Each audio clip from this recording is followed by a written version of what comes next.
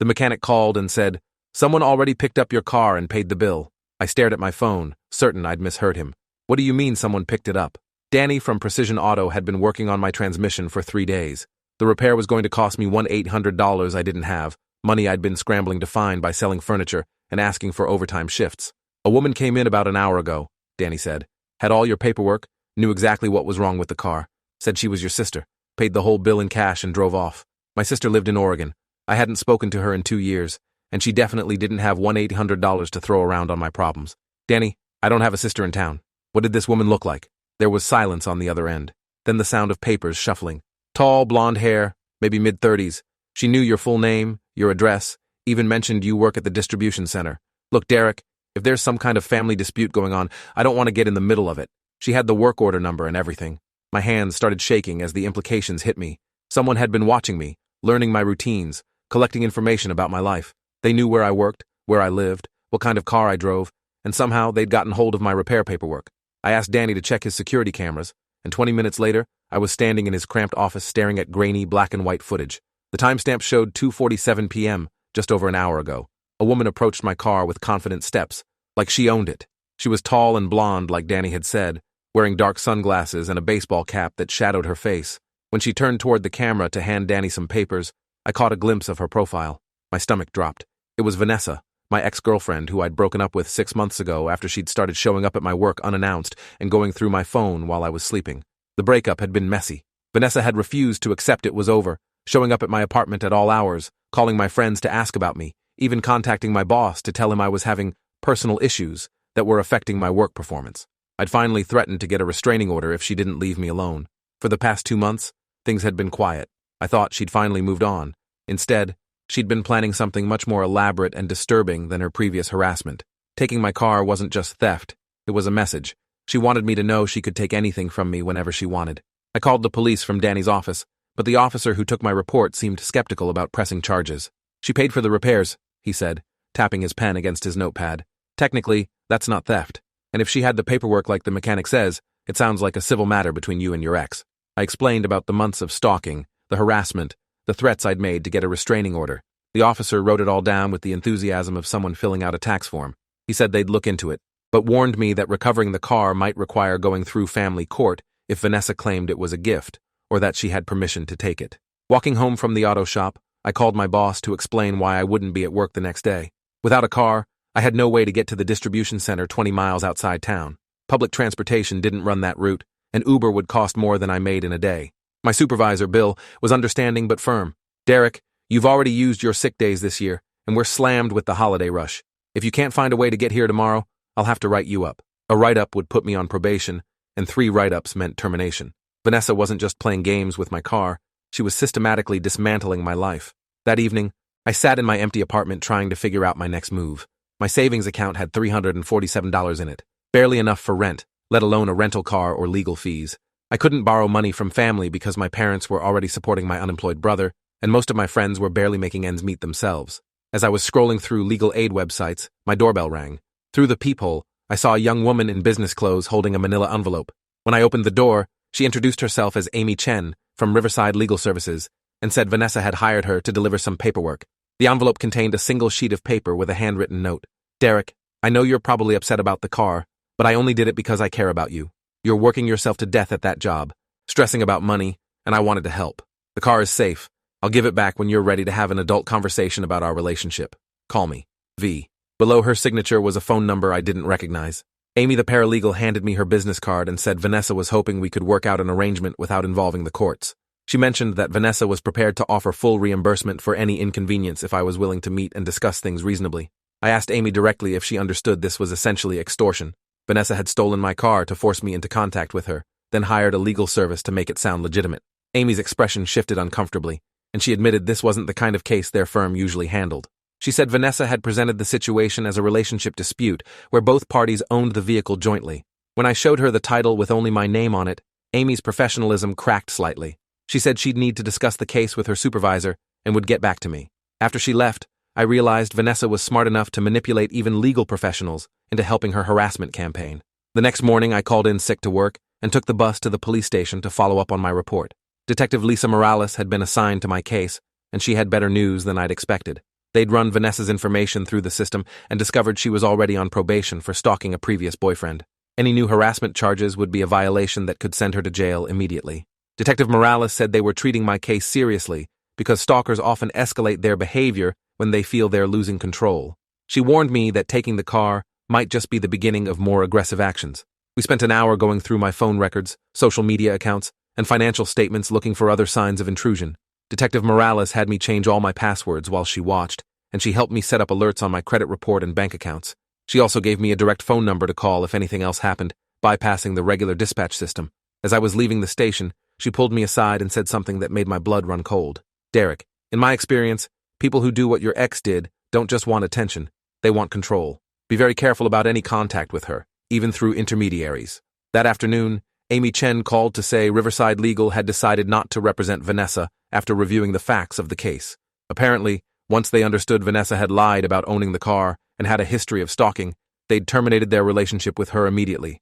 Amy apologized for being used as part of what was clearly a harassment scheme. She also warned me that Vanessa had become extremely agitated when they'd refused to help her further, shouting about how everyone was taking my side against her. Amy suggested I might want to consider staying somewhere else for a few days because Vanessa had seemed unstable during their final conversation.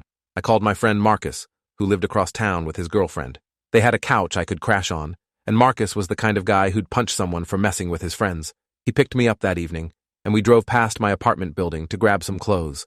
As we pulled into the parking lot, Marcus grabbed my arm and pointed toward the far corner.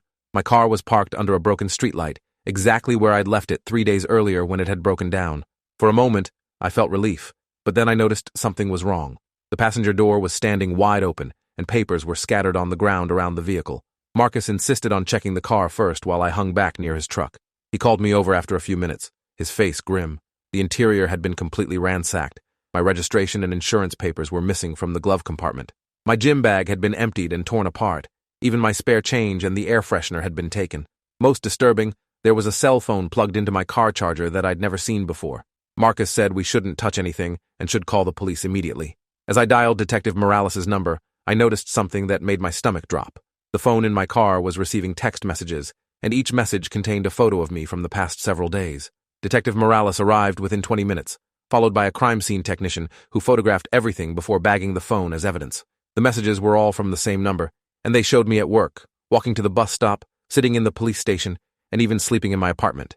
Someone had been following and photographing me for at least a week.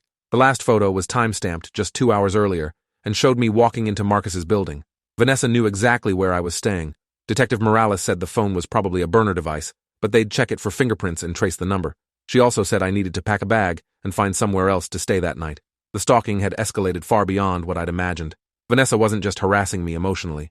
She was conducting systematic surveillance, learning my patterns, and infiltrating every aspect of my life. Detective Morales explained that stalkers often start with minor intrusions and gradually increase their behavior until they feel completely entitled to access their victim's life. Taking my car, hiring fake legal representation, and planting surveillance equipment were all signs that Vanessa believed she had the right to control my decisions and movements. The detective warned me this was the type of behavior that sometimes ended in violence. That night, I stayed at a motel near the highway using cash Marcus had lent me. I couldn't risk using my credit card because Vanessa might be monitoring my financial accounts. I kept the curtains closed and checked the parking lot every few minutes, jumping at every sound outside my door. Around 2 a.m., my phone rang from an unknown number. When I answered, Vanessa's voice was different than I'd ever heard it. Cold, controlled, almost mechanical. "Derek, you're making this much harder than it needs to be. I'm trying to help you, but you keep involving other people. That's not going to work for much longer." She hung up before I could respond. The next morning, Detective Morales called with an update on the phone they'd found in my car. The device contained hundreds of photos and videos of me, some dating back 3 months. Vanessa had been documenting my daily routine far longer than I'd realized, building a comprehensive profile of my habits, friendships, and activities. More disturbing, the phone also contained searches for things like how to disappear someone and untraceable accidents. Detective Morales said they were issuing a warrant for Vanessa's arrest immediately. They'd traced the phone to a prepaid account she'd purchased under a fake name, but her fingerprints were all over the device. I felt a mixture of relief and terror knowing Vanessa would be arrested soon, but I also knew she'd probably seen this coming. Someone who'd planned such an elaborate surveillance operation wouldn't be caught off guard by police attention. Detective Morales advised me to stay away from my apartment, my workplace, and anywhere else Vanessa might predict I'd go. She said stalkers often become most dangerous when they realize their control is slipping away, and Vanessa's internet searches suggested she was already thinking about permanent solutions. The detective arranged for patrol cars to check the motel every few hours and gave me a panic button that would alert emergency services if I pressed it. By evening, the police still hadn't located Vanessa. Her apartment was empty, cleared out like she'd been planning to disappear for weeks. Her neighbors said they'd seen a moving truck there several days earlier, which meant she'd started relocating before I'd even filed my initial report. Detective Morales said this level of premeditation was extremely concerning because it showed Vanessa had anticipated legal consequences and prepared for them. She'd likely established a new identity or safe house where she could continue her harassment without being tracked. The detective warned me this was far from over and that I might need to relocate permanently to escape Vanessa's obsession. 3 days later, I was eating breakfast at a diner near the motel when Marcus called in a panic. Someone had broken into his apartment during the night and destroyed everything connected to me. They'd torn up photos from a camping trip we'd taken, smashed a coffee mug I'd given him as a birthday gift, and even poured bleach on clothes I'd left at his place. His girlfriend was terrified, and Marcus was furious. He said the intruder had also left a note saying that anyone who helped me would face consequences. Vanessa was expanding her campaign beyond just me, targeting anyone in my support network. This wasn't stalking anymore. It was terrorism.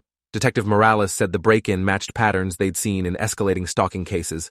When stalkers can't reach their primary target, they often attack the victim's friends and family to create isolation and pressure. She said Vanessa was probably frustrated by her inability to contact me directly and was trying to force me out of hiding by making it dangerous for others to help me. The detective recommended I consider relocating to another city entirely, at least until Vanessa was caught. She also warned me that Vanessa might try to harm herself and blame me for it, a manipulation tactic designed to make me feel guilty enough to make contact. I spent that evening sitting in the motel bathroom with the door locked, trying to figure out how my life had become so completely derailed by someone I'd dated for 8 months. Vanessa had managed to take away my car, my job security, my home, my friend's safety, and my peace of mind. Even if the police caught her, I'd still have to rebuild everything she'd destroyed. The financial costs alone would take me months to recover from, assuming I could find work without a reliable way to get there. She'd turned a simple breakup into a complete life disruption, and there seemed to be no way to make it stop. The next morning brought news that changed everything. Detective Morales called to tell me they'd found Vanessa, but not the way anyone had expected. She'd been arrested at the airport trying to board a flight to Portland under a fake identity. Airport security had flagged her because the ID didn't match her biometrics, and when they ran her real name, the stalking warrant came up immediately. But that wasn't the most shocking part. In her carry-on bag, investigators had found detailed plans for what she called Derek's relocation. She'd purchased a cabin in rural Montana and had been planning to kidnap me and take me there to work things out in isolation. The documents in Vanessa's bag revealed the full scope of her obsession. She'd been planning the kidnapping for over a month, researching everything from sedatives to remote locations where we could have privacy to rebuild our relationship. The cabin in Montana was stocked with supplies for a long stay, and she'd even changed the locks and installed security cameras. Detective Morales said this was one of the most premeditated stalking cases she'd ever seen. Vanessa hadn't been trying to get back together with me. She'd been planning to hold me prisoner until I agreed to whatever version of our relationship existed in her mind. The evidence was overwhelming. Police found surveillance photos, financial records of her preparations, detailed maps of my apartment building and workplace, and even fake documents she'd planned to use to rent a moving truck. The Montana cabin search revealed restraints, medication, and a journal where Vanessa had written elaborate scenarios about our reconciliation. She'd convinced herself that I was just confused about my feelings and that spending time alone with her would make me realize we belonged together. The journal entries became increasingly violent toward the end, describing what she'd do if I continued to resist her help. Vanessa's arrest made local news because of the kidnapping plot, but that created new problems for me. My name was mentioned in several articles, and I started getting calls from reporters wanting to interview me about the case. My boss at the distribution center called to say customers had been asking about me, and he was concerned about the company's image being connected to a criminal case. Even though I was clearly the victim, the publicity was making it impossible to return to my normal life. Vanessa had managed to disrupt my life even from jail by making our private nightmare into public entertainment. The legal process moved quickly because of the evidence and Vanessa's probation violation.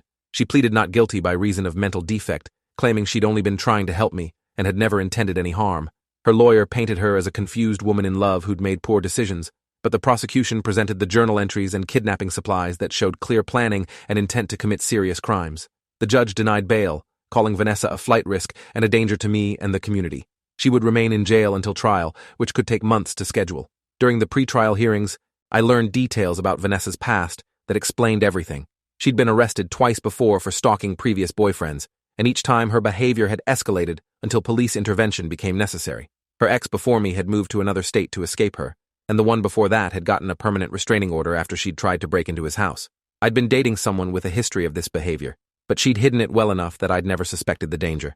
The prosecutor said Vanessa fit the profile of stalkers who don't just harass their victims, but genuinely believe their targets belong to them. The trial took place 4 months later, and I had to testify about everything Vanessa had done. Sitting in that courtroom, looking at her across the room, I could see she still believed she'd done nothing wrong. When her lawyer asked her to explain her actions, she said she'd been trying to save our relationship and help me make better life decisions. She claimed taking my car was meant to reduce my stress about money, and the surveillance was just her way of making sure I was safe and healthy. Even facing kidnapping charges, she described herself as the loving girlfriend who'd been misunderstood and persecuted for caring too much.